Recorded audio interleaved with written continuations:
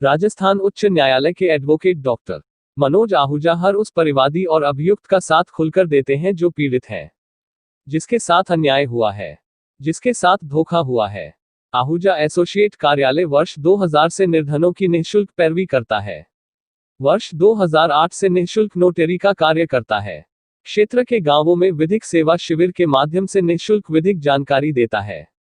हमने ऐसे कई उदाहरण प्रस्तुत किए हैं जिससे कि ये जानकारी हो सके कि इस कार्यालय के माध्यम से कैसे लोगों को न्याय दिलाया जाता है।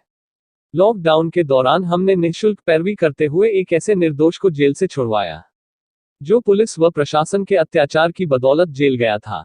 ऐसी ही एक स्टोरी आज आपके सामने प्रस्तुत की जा रही है, जिसमें परिवादी के साथ उसी के रिश्तेदार ने न केवल धोखाधड़ी की बल्कि उसी के खिलाफ झूठा मुकदमा भी दर्ज करवा दिया।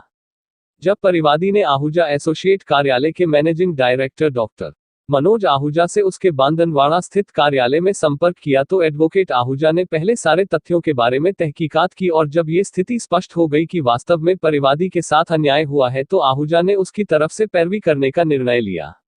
क्या है मामला? मामला ये है कि राजपुरा मंगरी निवासी शैतान सिंह रावत को 5 लाख रुपए के चेक अनादरण के मामले में धारा 138 नेगोशिएबल इंस्ट्रूमेंट एक्ट का नोटिस प्राप्त हुआ, जिस पर उसने एडवोकेट मनोज आहूजा के कार्यालय में जाकर बताया कि उसने अपने सगे साडू बनेडिया निवासी देवी सिंह, जो कि ट्रेलर ड्राइवर था, के कहने पर अपने ट्रैक्टर व कुछ जमीन बेचकर एक ट्रेलर खरीदा तथा उस ट्रेलर पर उसको ड्राइवर भी रखा और पार्टनरशिप भी तय कर दी। कालांतर में परिवादी ने एक ट्रेलर और खरीदा जिस पर उसके भाई पोलू सिंह को ड्राइवर रखा। चूंकि दोनों ट्रेलर परिवादी के ही थे, इसलिए उनकी किस्त व मेंटेनेंस की जिम्मेदारी परिवादी की ही थी। परिवादी ने बैंक खाते खुलवाकर उस पर चेक बुक जारी करवाई तथा हस्ताक्षर युक्त चेकबुक देवी सिंह को दे दी, जो गाड़ी में ड्राइवर के पास ही रहती थी। 2 साल तक दोनों के मध्य संबंध ठीक रहे। फिर साडू की नीयत बिगड़ने लगी। वो मार्केट से पेमेंट तो उठाता ज्यादा और हिसाब में कम बताता। यही नहीं, गाड़ी के मेंटेनेंस के नाम से भी वो फर्जी इंद्राज करने लगा, जिसको लेकर दोनों के मध्य संबंधों में बिगाड़ आने लगा। इसी दौरान अभियुक्त ने दिसंबर 2019 में ट्रेलर को गुवाहाटी में खड़ा करके आ गया और परिवादी से कहा कि ट्रेलर चोरी हो गया। परिवादी ने लगभग 1 महीने तक ट्रेलर को तलाश किया, जो गुवाहाटी में ही एक होटल पर खड़ा मिला। जब आपस में विवाद बढ़ने लगे तो रिश्तेदारों व समाज बंधुओं ने दोनों के मध्य मध्यस्थता करवाकर पार्टनरशिप समाप्त करवाने का निर्णय लिया। हिसाब करने पर देवी सिंह ने परिवादी के हक में 2,85,000 रुपये की लेनदारी तय की, जो परिवादी ने 6 महीने में ब्याज सहित देने का आश्वासन दिया। परिवादी ने अभियुक्त से उसके हस्ताक्षरित चेक मांगे तो उसने कहा कि शेष राशि का भुगतान करने पर दे दूंगा और उसे बैंक में प्रस्तुत नहीं करूंगा। इस संबंध में एक लिखित इकरारनामा भी लिखा गया, जिस पर दोनों पक्षों सहित रिश्तेदारों ने भी हस्ताक्षर किए गए। उक्त लिखत के बावजूद अभियुक्त ने उन चेकों में से एक चेक का दुरुपयोग करते हुए अपने पिता के नाम से 5 लाख रुपए की राशि भरकर बैंक से बाउंस करवा लिया तथा इस संबंध में परिवादी के खिलाफ 5 लाख रुपए वसूली की कार्यवाही प्रारंभ कर दी। परिवादी की ओर से इस संबंध में कार्यवाही करते हुए धारा 138 नेगोशिएबल अधिनियम का जवाब दिया गया है। साथ ही श्रीमान पुलिस अधीक्षक महोदय अजमेर तथा सरवाड़ न्यायालय में आरोपियों के खिलाफ एक फौजदारी परिवाद पेश किया गया है। इस मामले की वास्तविक जानकारी लेने के लिए आहूजा ने परिवादी, उसकी पत्नी तथा रिश्तेदारों से सही तथ्यों की जानकारी ली। उसके बाद कार्यवाही प्रारंभ की है। इस कहानी से 2 बातों की सीख मिलती है। पहली सीख यह है कि रिश्तेदारी में कभी भी साझेदारी का व्यवसाय नहीं करना चाहिए। दूसरी सीख यह मिलती है कि कभी भी अपने हस्ताक्षरित चेक किसी को सुपुर्द नहीं करने चाहिए। फिलहाल हक और न्याय की लड़ाई जारी रहेगी। आहूजा अपने मुवक्किल को न्याय दिलवाने के लिए हर संभव प्रयास करते हैं। यही कारण है कि आहूजा को जिला स्तर से लेकर अंतर्राष्ट्रीय स्तर पर कई बार सम्मानित किया जा चुका है। नमस्कार दोस्तों, मैं doctor Manoj Ahuja, advocate Ahuja associate Bandanwara का मैं मैनेजिंग डायरेक्टर हूँ। मैं आपको जानकारी देना चाहता हूँ कि आहूजा एसोसिएट पिछले 20 सालों से निर्धनों की निःशुल्क पैरवी करता है। सन 2008 से निःशुल्क नोटरी का कार्य करता है। आज मैं आपको जो एक जानकारी देना चाहता हूँ वो ये है कि हमारे कार्यालय के माध्यम से हम ऐसे लिटिगेशन लेते हैं जिसमें वास्तविकता में किसी के साथ अन्याय हुआ है या वास्तव में जिसके अधिकारों पर कुठाराघात हुआ है। ऐसे ही एक मामला मेरे पास आया शैतान सिंह रावत निवासी राजपुरा मंगरी का, जिसके पास रतनलाल घासी रावत की ओर से 5 लाख रुपए का एक नोटिस मिला, जिसमें उसको खिलाफ चेक बाउंस का एक मामला के संबंध में जब उसे नोटिस मिला उसने मेरे कार्यालय में आकर मेरे से संपर्क किया, मुझे जानकारी दी कि शैतान सिंह जो परिवादी है उसने अपने साडू जो इस रतनलाल का बेटा देवी सिंह है, तो उन्होंने मिलकर के ट्रांसपोर्टिंग का व्यवसाय चालू किया था। और चूंकि ये इसका साडू था इसलिए उसकी गाड़ी पे यही ड्राइवर था, साथ में चल रहा था। काफ़ी साल 2 साल तक इनके आपस में संबंध ठीक रहे। चूंकि परिवादी शैतान सिंह जो है वह अनपढ़ था और इसका साडू जो देवी सिंह जो पढ़ा लिखा भी था और ड्राइवर भी वही करता था, तो उसके पास उसकी चेकबुक थी और वही उसकी किस्तें वगैरह भरने का काम वही करता था। चेकबुक पर उसने साइन भी कर रखे थे। मीनवाइल चूंकि देवी सिंह जो इस रतनलाल का पुत्र है, इसके मन में बेईमानी आई और 2-1 साल बाद ही वो रुपयों में हेरफेरी करने लगा। जो किराया का भाड़ा जो मिलता उसमें मिलता ज़्यादा बताता कम, इस प्रकार के इन दोनों के मध्य डिस्प्यूट क्रिएट हुए।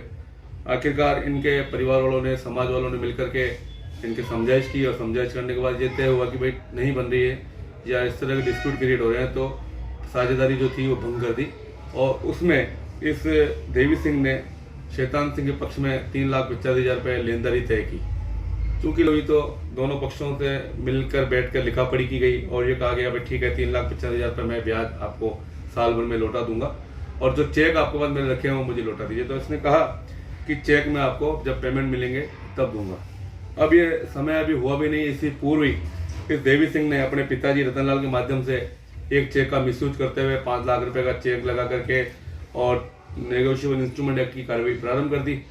तो इस प्रकार से जब ये परिवादी मेरे पास आया और मैंने इस मामले की जानकारी ली, इसके घर वालों से पूछताछ की, जिन लोगों ने लिखा पढ़ी की, एग्रीमेंट किया उससे भी पूछताछ की, तो मीनवाइल ये तथ्य सामने आया कि रतनलाल ने बेईमानी पूर्वक इसके चेकों का दुरुपयोग किया है और 5 लाख रुपए की लिटिगेशन करने के लिए झूठी कार्रवाई चालू की है। तो इसकी तरफ से शैतान सिंह की तरफ से एक एसपी को मेरे द्वारा कंप्लेंट की गई सारे फैक्ट्स बताते हुए और एक क्रिमिनल कोर्ट में एक मुकदमा भी दर्ज करवाया गया है।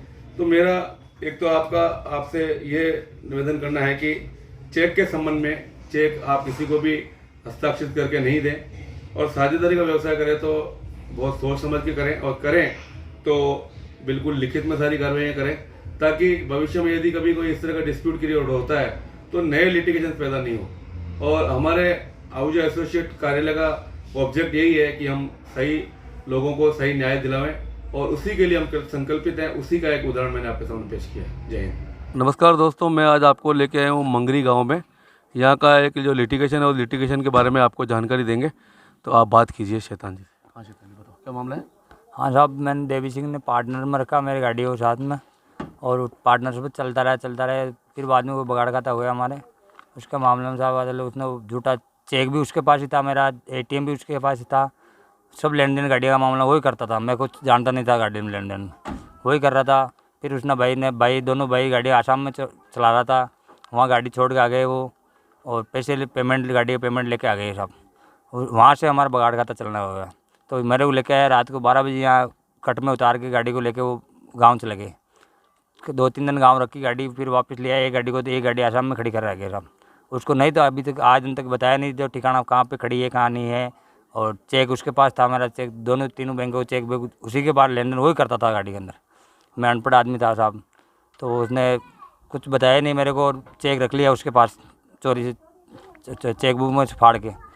फिर उसने झूठा नाम से चेक लगाया, मेरे 5 लाख का चेक लगा दिया साहब और उसकी कोई कार्रवाई नहीं रही। वो हमारे नोटिस आई हो 5 लाख को साहब। हाँ साहब, झूठी कार्रवाई रिपोर्ट करवाई मांगे आदल चेक के ऊपर भी की कार्रवाई में कर रही हैं साहब। तो आदल मैं कार्रवाई होनी चाहिए साहब। आदल अच्छा 5 आदमी बैठ के हिसाब करियो, हिसाब करने के बाद में मैंने चेक भी करने कहा तो भी चेक मैंने पता नहीं कि चेक लगा दिया हमारे 5 लाख को। छोटो पाउन हमारे देवी जी नाव जो मार का घर का दिन क्यों भी आप गाड़ी बना लिया पार्टनर में जो हार पांगा भी आ वाइसे यहीं 2 ट्रैक्टर जाना भी बका दिया और गाड़ियाँ बनवा और भाई चलावार बे हमारा सब कुछ बे कराए। तो अनपढ़ आदमी जाना ना यार, सब कुछ ये बे का हाथ में ही हो और बाद के मैंने बेईमानी करवा लाएगी तो भी मैं रही हो को छोटो पाउन है, कोई बात नहीं छोटो पाउन है। फिर बाद में वो एक गाड़ी तो आसाम में खड़ी करियो गुस्सा आयो, एक नट ले आयो और हमारा घर का धनी नट राना 12 बजे कट के मैं उतार और गाड़ी ले गयो चेक वेक सब बेकन के या। तो बाद के मैं वो भी गाँव में ले जा गाड़ी 5-4 दिन राखी पच अट आयो अट छोटी गाड़ी पाची पच माँ हमारे परिवार वाला सब साथ लाग में कि क्यों भी तक न बढ़ रही तो समझो तो कर लियो। तो 5 आदमी बैठ कागज मान लियो भी थार लेन देन जो भी है जो 2,85,000 को मांगत निकली भी की। तो बिन क्यों भी थारी मांगत साल भर कमाई मैं दे दें हमें। ठीक है। तो फिर भी वो मगा चेक रख लिया, झूठो ही केस लगा रही हो 5 लाख को, और अब मगा नोटिस आ रही है।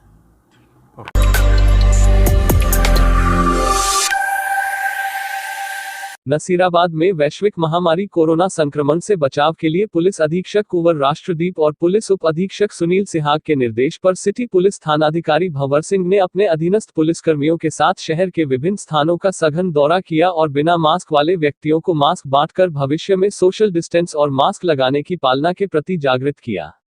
प्राप्त जानकारी के अनुसार सिटी पुलिस थानाधिकारी भंवर सिंह ने अपने अधीनस्थ पुलिसकर्मियों के साथ सुबह से ही शहर के सदर बाजार सहित विभिन्न संपर्क मार्ग, गलियों, मोहल्लों में पहुंचकर बिना मास्क वाले राहगीर या जिस दुकानदार को बिना मास्क देखा उसे मास्क वितरित करके आग्रह किया कि परिवार और पड़ोसियों की जीवन सुरक्षा के लिए मास्क का उपयोग करें।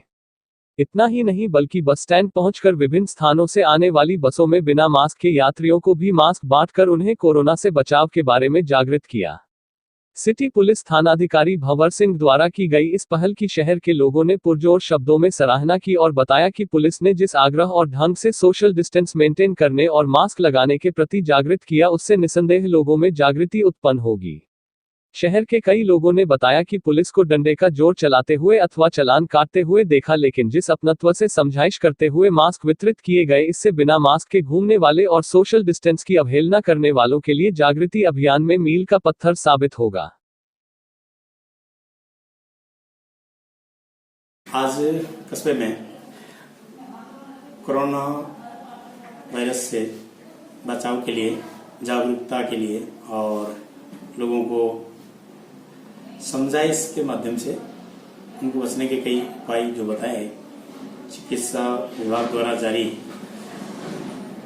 कोविड-19 की जो गाइडलाइन है उसके बारे में उनको बताया गया और लोगों को मास्क वितरण किया गया ताकि वो उसका महत्व समझ सकें और उसका अधिकाधिक रूप से उपयोग कर सकें, उसमें अवहेलना नहीं करें।